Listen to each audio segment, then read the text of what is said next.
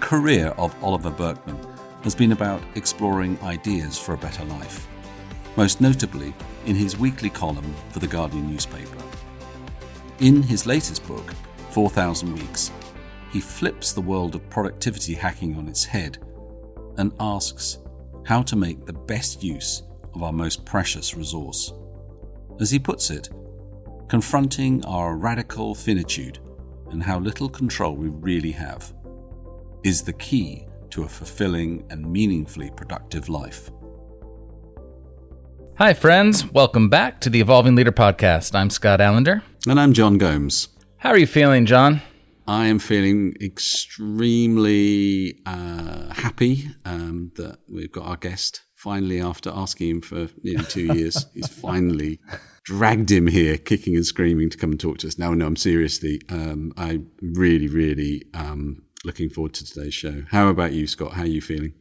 I'm feeling that of all the ways I could be spending my time this morning, there is no other place I'd rather be than here talking to you and talking with our guest today, because today we are joined by author and journalist Oliver Burkeman. He's well known for his long-running Guardian column, How to Change Your Life, and has written 3 best-selling books on happiness, productivity, and time management. All, by the way, have really great titles. The Antidote, Happiness for People Who Can't Stand Positive Thinking, and Help, How to Become Slightly Happier and Get a Bit More Done. And most recently, a book that you and I particularly loved, 4,000 Weeks, Time and How to Use It. Oliver, welcome to the show. Thank you very much for inviting me. Welcome to the Evolving Leader, Oliver. How are you feeling? I'm feeling pretty good. I'm feeling a little fatigued and tired. We got back from a trip to Amsterdam that was partly to do with the book, but came with my wife and 5-year-old son, so it was a family trip as well. And then all sorts of plane delay nightmares on the way back meant that I had very little sleep last night. But I'm feeling focused now. This is a good time of day. My second wind has arrived. So anyway, giving you an honest accounting, but I don't think I'll fall asleep in the middle or That's anything. what we want. No, thank you for that. So before we get into your wonderful book, 4,000 Weeks, can we get a brief tour of your world and how you got to become a chronicler of ideas about living a good life? Yeah, I mean, I became some form of journalist pretty swiftly after graduating from university. I was a copy editor and a researcher on G2, the supplement of the Guardian, and then gradually I became a staff writer there. And this column that I did for, I think 12 years at Guardian Weekend magazine, which I did all sorts of different other things in my Guardian career during that time, but this was the one stable point. That really just arose originally because an editor at the Guardian, who is now a very good and old friend of mine, I think she just noticed that I could be seen reading some of these productivity books and books on sort of self-help books anyway, a little, furtively under the desk or whatever, and thought she might as well get some content out of it. So that was initially her sort of inspiration. And then I was very fortunate. When you end up doing a column like that over years and years, you can sort of, to a large extent, broaden it and make it about the things that you want it to be about. So I think a lot of my career as a writer has been basically about trying to find a way to keep on being a generalist under the guise of some specialism. And I mean, it's a bit of a strange specialism, isn't it? How to live a better life. It's so obviously not very specialist, and literally everybody on the planet is concerned about it in one way or another. So that's the sort of career level reason our answer, I suppose. I think and then started turning it into books as well. I suppose there's a therapy level answer, which is I think you're not drawn to topics that you don't struggle with. So I certainly kind of spent a lot of my earlier adulthood sort of wanting to figure out how to feel more in control of my time and how to feel less anxious about stuff. So it's all totally sort of a way of doing therapy in public as well, I suppose. I'm not sure, it doesn't feel from the inside like it has a particular shape to it, that sort of process. It just is I just have to do it. and I become a strange person to interact with if I don't get to write something for a few weeks, So I just keep doing it. I get that. Let's talk a little bit more about the column if we could, because it was a great source of joy every week, and we'll put a link to your last ever article from September 2020 in the show notes so everybody can have a look. I'm curious, when you look back over that time, what were some of the ideas and people that most stood out to you? Well, it was an interesting experience because I started off, I think, being very sort of skeptical to the point of cynicism, really. That part of the initial intention I had for that column as a short, I didn't think it would go on for as long as it did, would be basically that I was going to mock terrible, cheesy, useless self-help. And I did that to a certain extent, but it turned out that the far more sort of interesting thing about the whole world of self-help and the rest of it was that there was some value hiding there. And actually, one of the more fun, provocative things to do, given the Guardian readership of sort of similarly skeptical, maybe to the point of cynical people, was to sort of point out to my audience where stuff actually seemed to matter and to work, and that it wasn't all a sort of entire sector full of nonsense to laugh at all. So, I mean, who made the biggest impact in that space? I mean, there's lots of different phases to it. I remember early on being very impacted by the Buddhist writing of Pema Chodron and by Eckhart Tolle, the world famous Eckhart Tolle, author of The Power of Now. Later on, I got quite interested in Jungian psychology and wrote quite a bit mentioning a Jungian psychotherapist and writer called James Hollis, who's had a big impact on me. And at the risk of sounding like a sycophant, that book that you co-wrote, The Way We're Working Isn't Working, was one of those kind of interventions in the productivity literature that really, I think did form my perspective in a way, this kind of approach that begins to recognize the existence of limitations of stamina and the sort of bodily constraints that we live in, and the fact that whether you're sleeping and eating right is actually related to your ability to produce good knowledge work, and also this sort of pushback against the idea that more and more efficient task processing is somehow the holy grail of doing good thinking and ideas work. So there were a bunch of books like that, but that one really was one of those milestones, I think, as well. So I loved 4,000 Weeks so much that I gave it to all of our clients as a Christmas gift last year. Thank you. So tell us why. Not that big a number of clients. That's to say. Tell us why you wrote it. I mean, I've got a story there, but I think the real truth is that both the main book projects I've done, it does feel to me from the inside like that's like the only book that I could write at that point.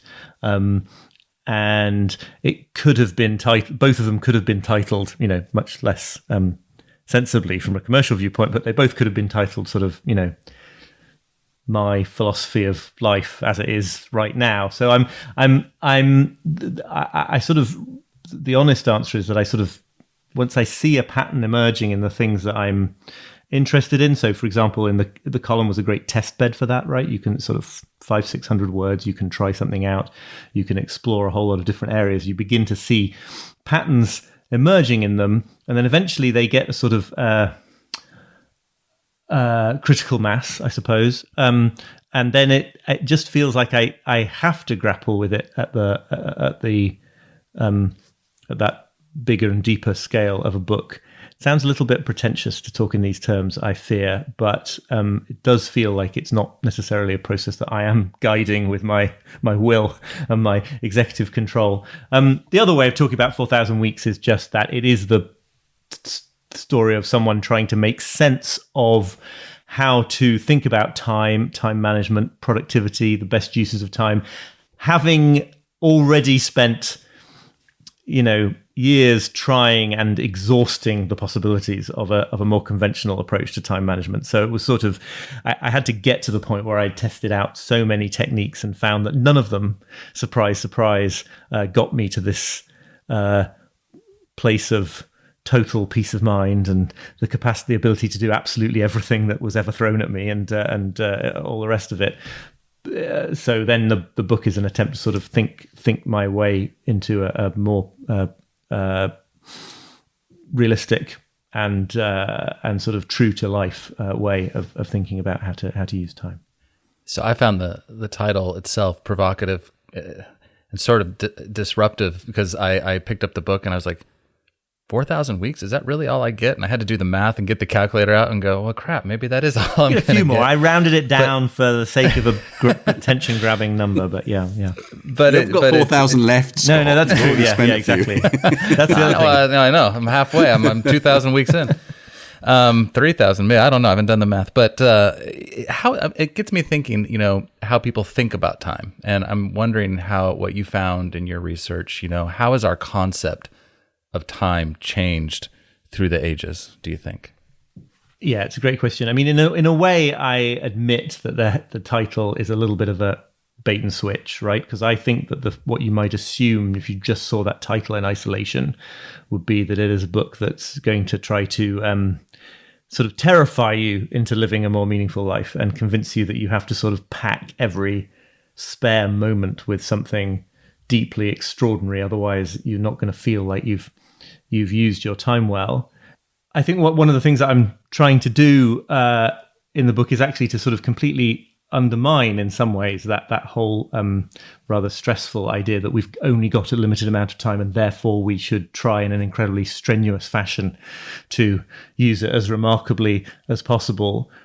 Because this is the thing you're referring to, I think. If you go back a bit, to pre-industrial times, based on the evidence we have and based on the sort of anthropology among different groups of people and communities in the present day, there's strong reason to believe that this whole notion that like there's us, there's you, and then there's time, and these are two separate things, and you have got to somehow win the battle with time or fill your time with sufficient number of meaningful things or extract the most value out of time. There's some version of this adversarial relationship between you and your time. It's actually very strange when you stop to sort of think about it, and it's like the sort of water that we swim in, so we don't normally think of it as being strange. It seems completely natural. But I think it is the source of almost all our stress and anxiety when it comes to time, because it sets up certain expectations, both individually and in the wider society, that we ought to be able to fit a certain amount of things into our time. That if there are more things that we feel we need to fit into a portion of time than we can, then this is a problem and we need to try to solve it. That wasting time is bad because it's a resource and you need to maximize the value of it. All these kinds of myriad ways in which we sort of end up in a struggle with time.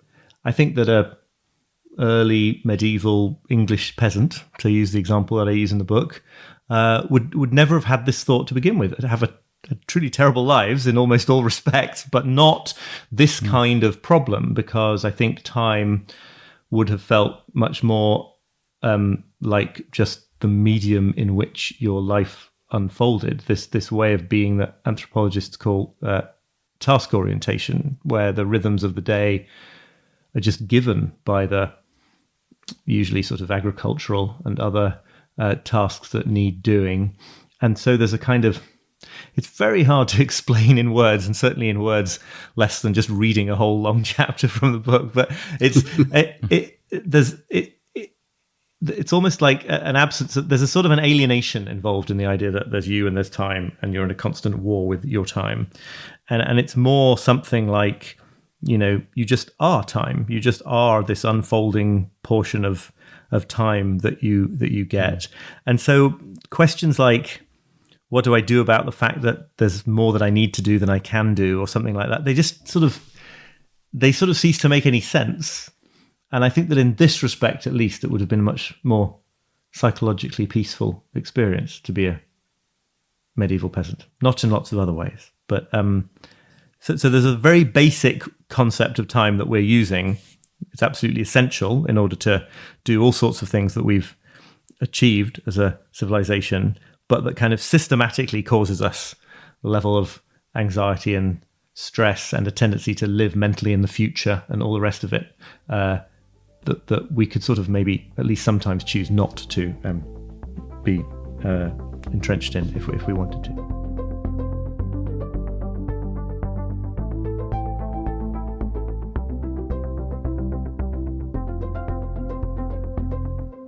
So building on that a little bit, can you tell us a little bit about the paradox of limitation? Yeah, this is just my name for an observation that crops up in lots of different areas of writing and thinking about time, but not only time, and which I sort of saw as the thing that knitted everything I'm trying to say in this book together, which is that in some sense what we're always trying to do in the conventional approach to time is to transcend or break through our limitations.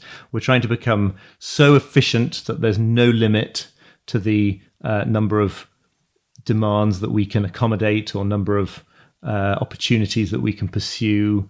We're trying to become so in control or informed about our world that we can feel totally secure about what's going to be happening down the pike. There are all these ways in which we try to transcend our limited state, because the reality is that we have a very finite amount of time, can only do a small proportion of the things that we can dream of doing, and have absolutely no total control over, even the next second of our lives. We just get moment after moment after moment. And the paradox of limitations is just the idea that it seems to be a sort of predictable, law, to use that word a little casually, that the more you try to transcend and fight those limitations, the more difficult and overwhelming and stressful and lacking in meaning life seems to become. And by contrast, the more that you confront and face up to and really try to sort of live wholeheartedly inside and in recognition of those limitations, the more peaceful and meaningful and productive and accomplished life becomes. So it's just a paradox because it seems like a defeat. It seems like resigning yourself to a bad situation, but it is, in fact, I argue, the precursor to doing the most impressive and meaningful things that you're capable of. There's so many ways in which you explore this in the book, and it's very difficult because your book is at its root a kind of philosophical exploration of all this. So you explore it in lots of different ways. So to ask you to summarize it with a headline is has its limitations. So putting a pin on that, if this question isn't a great question, then we can find a better one. But you describe how the German philosopher Martin Heidegger argued that our finite existence is bound with time, and that most of us spend our time denying that fact, either through distraction or denial. So can you tell us what we can take away from this thinking by flipping that constraint of mortality?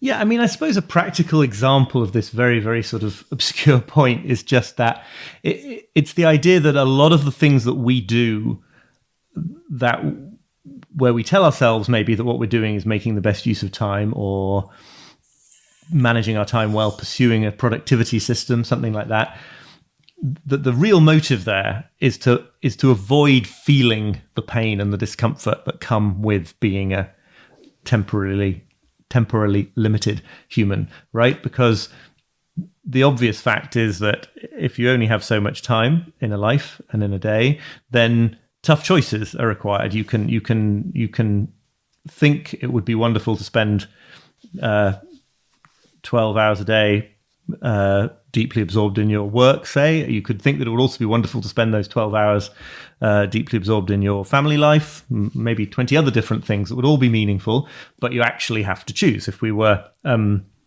if we were gods, if we could be sort of omnipresent, we could live all those lives at once, but we can't. So being finite means endlessly making these kind of tough choices, and they don't always feel like tough choices in the moment, but there is this kind of built-in sort of tragedy to being human, which is that anything you decide to do, you're deciding not to do other things. You can't know that it's the right choice in the present moment or even in the future. Like, any venture that you engage in, you can't know that a different venture wouldn't have been more fulfilling or successful or any of the rest of it. And all of this adds up to a kind of a painful situation. And Heidegger and various other people, as I understand them, were simply saying that we go to very great lengths to not feel those high stakes in our lives. We go to very great lengths to continue kidding ourselves that we're working on becoming so productive and efficient that, soon we'll be on top of our lives and we won't have to make these tough choices. Or for other people, it could be sort of deep procrastination, right? The other end of the scale, right? If you're really in love with the perfect idea of the novel you're going to write one day, or the perfect relationship that you're going to be in, then the best way to hang on to that feeling of being in control, of being a sort of god over your time, is obviously not to launch in on that thing at all, because then you just get to cherish the perfect fantasy. So in all these different ways, we're sort of holding ourselves back from the truth of our situation and pursuing all these kind of neurotic ways of interacting with the world, which are really there to help us not have to feel this rather tough and unpleasant fact of being limited. And so, to turn it on its head, I think stepping more fully into the reality of our situation and being more willing to face up to those limitations, to the necessity of tough choices, to the fact that you will have to give up some goals and ambitions in order to focus on others, to the fact that, missing out on stuff is just absolutely guaranteed. It's not something to be avoided, and a whole lot of other ways in which our finiteness affects our lives. It's uncomfortable and it can induce anxiety and discomfort, but it is totally worth it in the end, because that's the way that you actually get to make the most conscious choices about how to use your time. That's the way to actually get started on the novel that you want to write, or the potentially deeply fulfilling relationship. That's the way to let go of this kind of endless stressful quest to get on top of absolutely everything, which always feels like it might be about to happen a few months from now, but you're not quite at it this moment. And so it's completely worth it. But it's like, really difficult, because it involves sort of facing unpleasant facts about our situation. So it is philosophical, but I think it's pretty practical too, ultimately. Let's stay with distraction a minute longer. A, because I've got a real problem with that. And B, because I just find it such an interesting topic. And as you're talking right now, I've been working on my own book deadline recently for a project. And I found many times when I sat down to really engage with it that I'd pause and go, I really need to go clean the garage. Right. I think that's more important. I've been putting that off. And I imagine that many people listening to you right now are thinking about ways that they distract themselves. So I don't want to belabor it, but I think it's worth going deeper into in what way, how are we using distraction as avoidance? And is there any usefulness, on the other hand, for positive distraction? Does that ever play into the what's going on? Yeah, I mean, I think the distraction is another. I talked about people trying to avoid the reality of their limitations by being obsessive productivity geeks, like I certainly was, and I talked about them being sort of chronic procrastinators, which is also me in some ways. But another one of these, which I guess, yes, is everybody, is another way to sort of avoid these limitations, I think, is distraction. I think people don't pay enough attention to the fact that we sort of choose to be distracted. There's a big, very important conversation going on now about the ways in which we are our attention is sort of taken from us by, attention mining social media platforms and all the rest of it. And I think that's true. But I do think that it sometimes leads us to overlook the way in which, when you succumb to distraction in the way that you describe, right? It's the thing you want to do in that moment. The thing that you thought you wanted to do, which is to keep writing your book, is suddenly seems very, very difficult and unpleasant, or maybe intimidating, or maybe boring. And cleaning the garage, or going onto social media, or one of these things that, including, as you say, like chores that you might not even usually want to do, suddenly become incredibly appealing. And I think that is ultimately best understood in the same framework of the fact that difficult work that matters to us brings us into an encounter with our limitations, and we don't like it, right? So when you sit down to write a chapter of a book, you really care that it comes out well, but you have no guarantee that it will. You don't know that you have what it takes to express the ideas properly. You don't know that people will receive it well.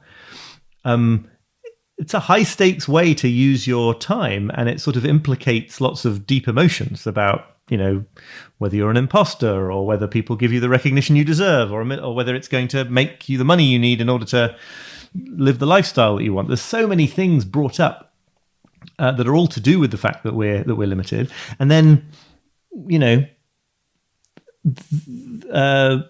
going and cleaning the garage is amazing because you can definitely do it. Mm-hmm.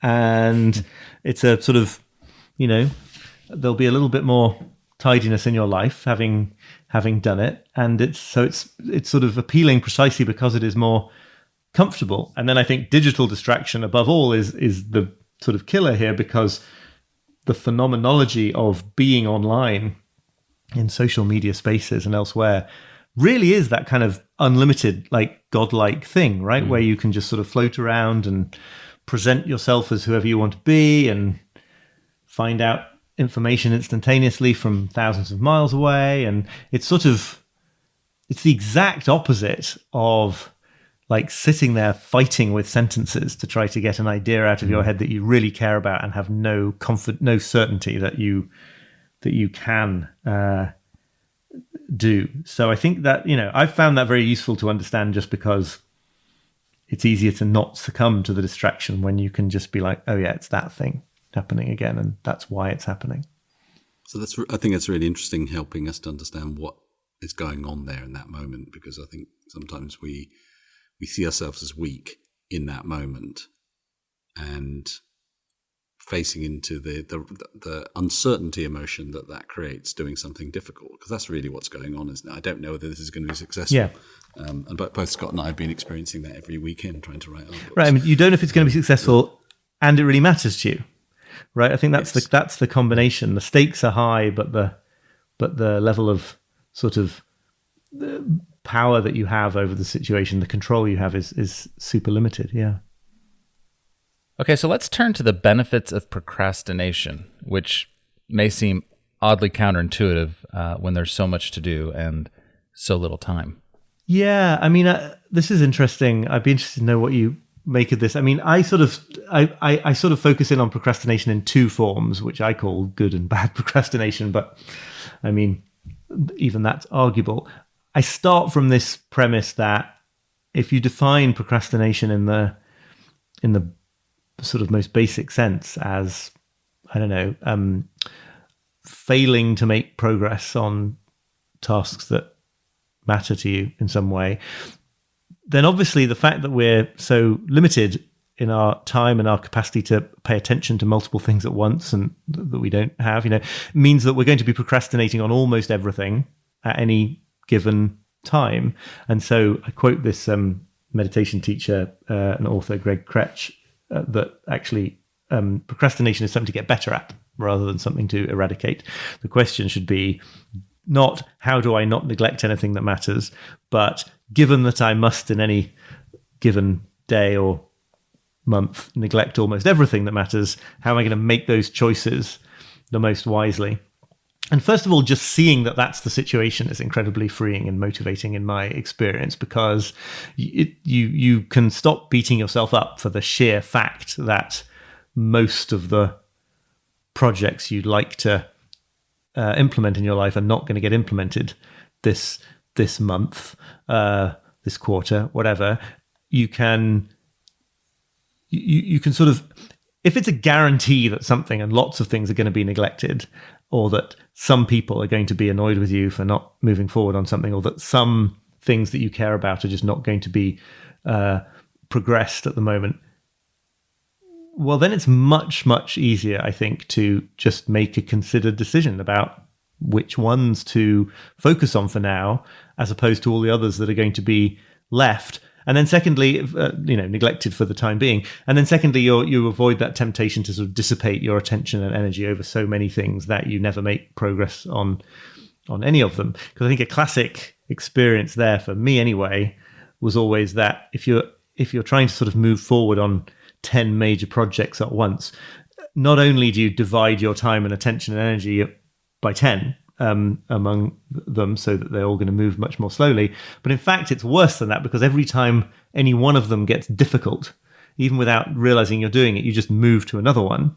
So you never end up going through the difficult and usually most productive phases of any of them. So it's actually worse than just sort of dividing your time and your attention by 10. So that's what I mean by sort of, I call it good procrastination, but I think maybe inevitable procrastination is really the point. The idea that we start from this basis that almost nothing is going to get done today out of the set of things that potentially matter, and that's just a given, that's just baked into the situation. So then that's actually a reason to just make wise choices about a few things to focus on.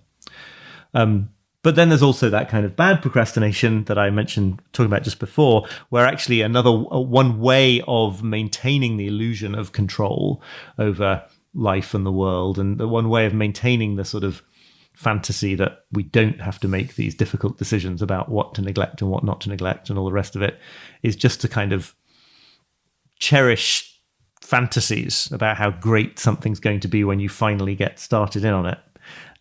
But never actually to get started in on it, because then you would have to experience the sort of discomfort of it becoming imperfectly real, I guess. This is also refreshing to me, and it sort of flies in the face of most pop culture messages that you hear out there about, never settle. But what you're saying is, living life to the fullest requires settling. Both in a personal and perhaps, this is a leadership podcast, I'm wondering, in the context of organizational life, what might accepting, inevitable limitations and the need to settle and, all the things you're discussing, how might that be thought about for leaders that are listening right now?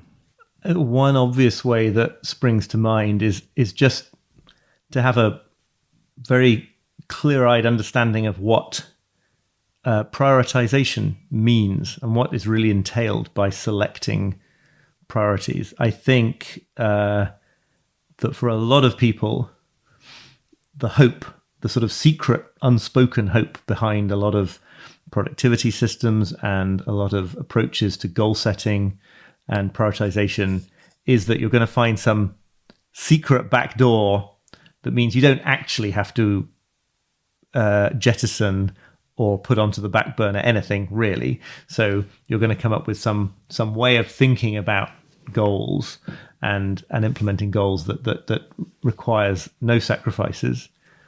But of course, our finite situation is such that any decision to focus on something, on a priority for a certain amount of time is inevitably creates what I think it was Peter Drucker called posteriorities, right?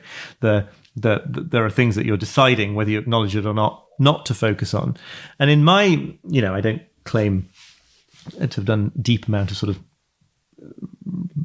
of business school type research in any of this, but it seems to me that is probably a relatively easy lesson to learn if you're a kind of a 3-person startup extremely aware of the limited capacities of your organization, the idea that you're going to put sort of almost all the nice to have features of that you'd like to build for your app or your company or whatever, the idea that you're going to put almost all of those on hold because you've only got the bandwidth to focus on one or two of the most important ones, that seems to me something that is probably a lot easier to understand in a tiny organization, and a lot easier to lose sight of in a large organization where the same rules of finitude still apply. It's just a group of humans.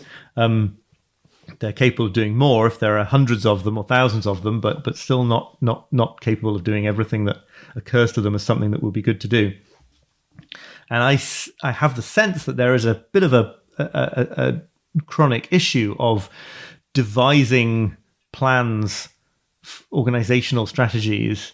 You'll know more about this, so tell me if you think I'm a straw man, but organizational strategies that are aimed not at clarifying what will be focused on and what will be neglected, but on finding a way to not really have to feel like you're neglecting anything, and that are focused, again, not on finding ways to move forward into a sort of perpetually uncertain future, but rather in finding ways to persuade persuade the people at the top of that organization that they know what's coming in the future. Again, serving these motivations of sort of emotional avoidance rather than facing up to the truth of it. So I think that sort of idea of being very open and honest about the fact that to focus on something as a key organizational priority means to not focus on other things, and giving other people in the organization permission to not focus on those other things. Mm-hmm.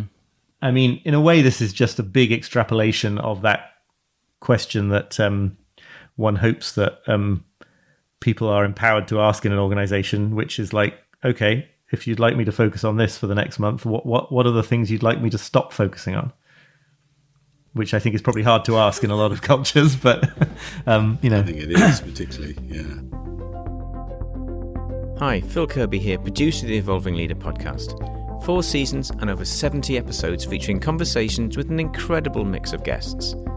For example, back in season 1, John and Scott spent 2 episodes talking to Dr. Lisa Feldman Barrett. Dr. Barrett is Chief Science Officer for the Center for Law, Brain and Behavior at Harvard, and is among the world's top 1% most cited scientists. And her work is profoundly changing our understanding of the brain, and in particular, our emotions.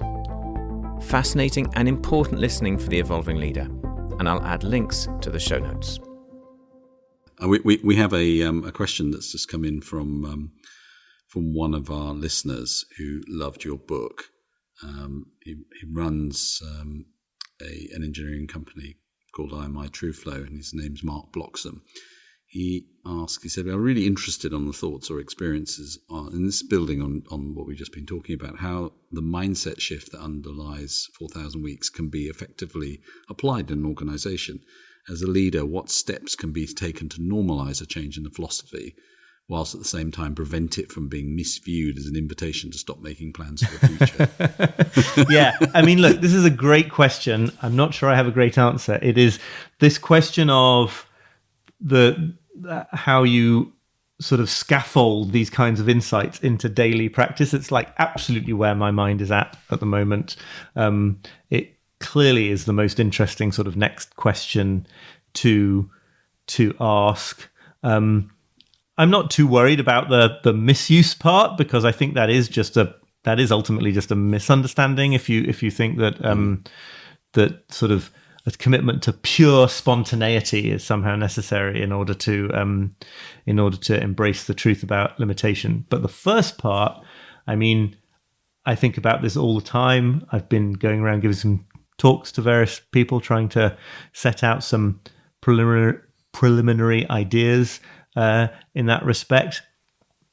I think that in the end, what I've found from my personal experience is this is not, even for me who wrote this book, it's absolutely not a matter of a kind of single lightning bolt cognitive shift that then just naturally manifests itself in changed practices. I think you do need to sort of build those practices in. And in the back of the book, I have a list of more sort of focused on the individual level than an organizational one, but I do have a list of sort of 10 practices that I think sort of they embody this way of being in a way that you can sort of do whether or not you happen to be right this moment in this kind of wonderfully enlightened state of having seen the truth of the human condition. That it's not always going to operate at 9 o'clock on a overcast Monday morning. And they include things like sort of introducing radically kind of sequential and serial approaches to project management. So that acquiring that discipline, more of what I've been talking about, of leaving almost everything on the back burner until something is completed and then moving on to the next. I think that the role of patience there's a whole chunk in the book on this, and I think that is probably undervalued in the organizational setting, because I sort of go into more detail there about why I think that the willingness to resist the urge to do everything faster and faster is actually, I think it's not just better for well-being and sanity, but actually is a quicker path to better outcomes, because that urge to go faster and faster just is another manifestation of the desire to transcend all limitation, and the willingness to slow down to the speed that things require to give sort of creative processes and the sort of early idea stages of various initiatives, to give that the time it needs, and to sort of resist that almost bodily urge to get through it onto the next bit, I think is basically a superpower. So there are lots of different ways in which you can conduct yourself that sort of are true to this outlook. But I think it is probably also important not to ask of ourselves that we spend every minute of every day in a kind of total acknowledgement of human mortality, in the state that Heidegger calls being towards death. I don't think you can, I don't know. I certainly can't do that, 24/7. This kind of maniacal focus on getting things done. You talk about how our hobbies and family life, are the first victims here, and we're almost embarrassed to confess that we might have such a thing as a hobby. Can you talk about paying yourself first? Yeah, I think that's. I'm fascinated by this. Right, it's embarrassing to say you have a hobby. It's not embarrassing to say I have a side hustle, which it's actually quite cool, I think, still, which is a hobby that you're either successfully or hoping to succeed in monetizing. I think that it's sort of part and parcel of this whole conventional outlook on time and productivity and treating time solely as a resource to be maximized, that we end up sort of living in this instrumental fashion, right? Everything is judged by whether it's leading to a certain place, whether, it doesn't have to be financial specifically, but the measure of whether you used an hour well is whether it got you further towards some outcome in the future. And that's totally essential. I'm certainly not saying that life could continue without a dose of that, but it's been observed by many people for centuries, really, that if that's all you do, then there's a sort of a built-in paradox to it, right? Which is that you never get to you never get to the part of life where all your efforts are supposed to cash out into a meaningful experience right now. There's this lovely quote from John Maynard Keynes that I use in the book about how the person in this mindset is always trying to secure for his actions a kind of delusional immortality. So he doesn't really love his cat, but only his cat's kittens, and not really even his cat's kittens, but the kittens. And it's just an effort to, ultimately, like everything, comes down to the fact that we don't want to die. It's just an effort to sort of see what you're doing as extending endlessly forwards in time, but at the cost of never enjoying a moment for its own sake and valuing a moment for its own sake. So back to the question, I think what defines a hobby pretty much and distinguishes it from a side hustle is the fact that it's something that you do for its own sake alone. So I write about hiking in the book, and there are some marginal instrumental benefits to hiking, aerobic health and things like this, but basically people hike because they want to be on the hike in that moment. I hike in these sort of loops around where we are, and obviously a loop hike, the quickest way to get from the start to the end is just not to go on the hike. So the reason to do it is just in itself. And I think that is firstly tremendously important for just everybody's well-being, to have something that they do like that in their lives to sort of break this habit of instrumentalizing every minute of the day. And I would guess and say, I'm not sort of wielding peer-reviewed journal articles to prove this, but I would guess that this is a tremendously positive thing for the organizations to which those people belong, not just because, sane and relaxed employees are better employees, but actually that breaking this total orientation towards the future, towards only measuring the present in terms of its future value, and actually slowing back down into the reality that you're in. I've got to believe that is like an important perspective when it comes to having original thoughts and conducting research well and interacting with other human beings in ways that build long-term relationships and all the rest of it. So I've got to believe that it actually has a long-term benefit for the future to not be so fixated on long-term benefits for the future, but to actually be present and to find what you're doing in that moment of benefit in the moment as well. I want to be mindful of time. Is there anything that we should be asking you that we haven't asked? I'm interested. I mean, if it's allowed in the format of this podcast, I'm interested in your thoughts, not necessarily about bridging the gap from insight to action about my ideas necessarily, but just this general question, which I'm sure is like the absolute daily stuff that you deal with on some level. This question of going from, the knowing doing gap or whatever.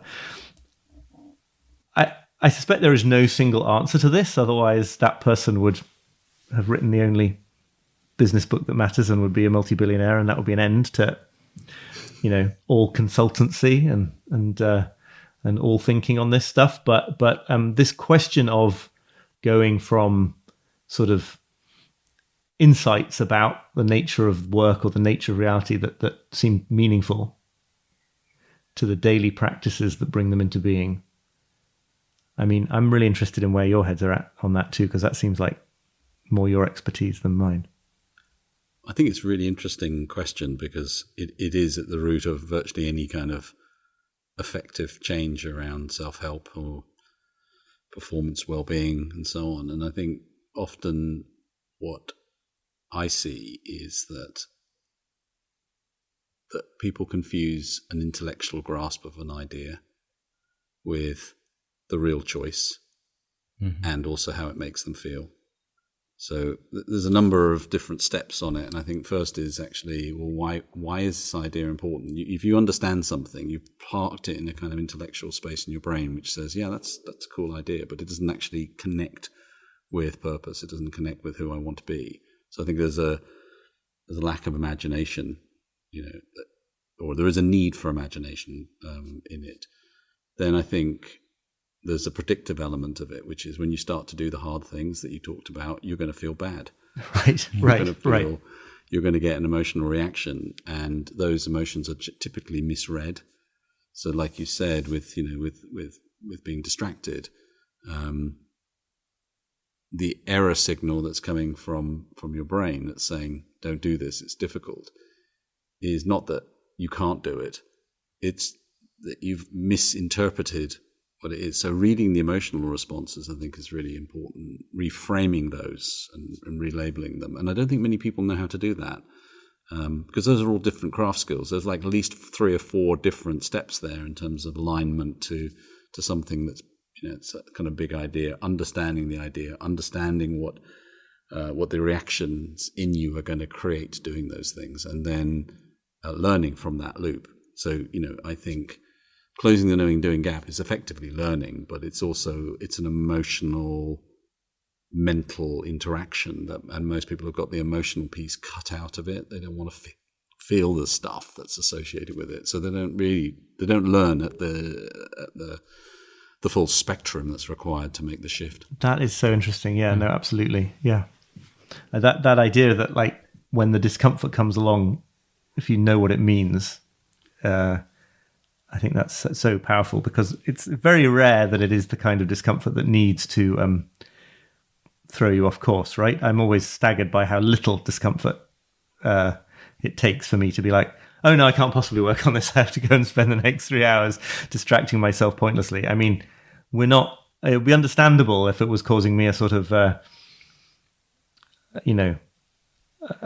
extreme of anguish, but it isn't. It's just some notion that everything ought to feel absolutely perfect all the time. What nonsense. Well, maybe we'll get you back onto the show and we'll have a field 4,000 weeks session where we get field tests run with some of our listeners and ask them to tell us things they've tried. I'd be fascinated by that work, and we'll kind of fold that into an exploration of some of these things. But for now, Oliver, thank you so much. It's been an absolutely amazing hour. We've really enjoyed it. Oh, thank you so much. Yeah, I really could keep going. Enjoyed the conversation. Yeah, I could talk to you about this for hours. You said you could talk about it for hours. I could listen to you for hours, because I find this, like I said, really refreshing and so insightful. So thank you for your time. Thank you. Thank you very much. Okay, folks. So the best thing you could do with your time right now is to stop and order a copy of 4,000 Weeks. And until next time, remember, the world is evolving. Are you?